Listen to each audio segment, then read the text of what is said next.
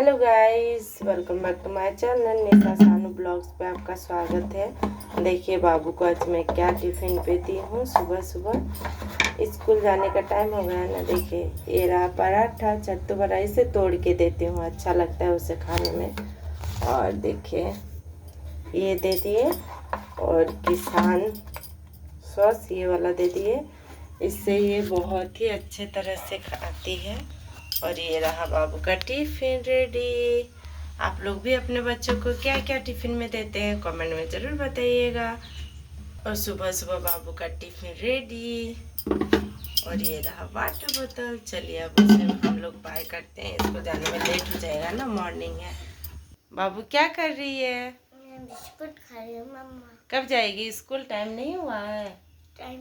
Time हुआ है तो चलो जल्दी बाय कर दो सबको। Bye bye bye bye. जल्दी जल्दी स्कूल जाओ।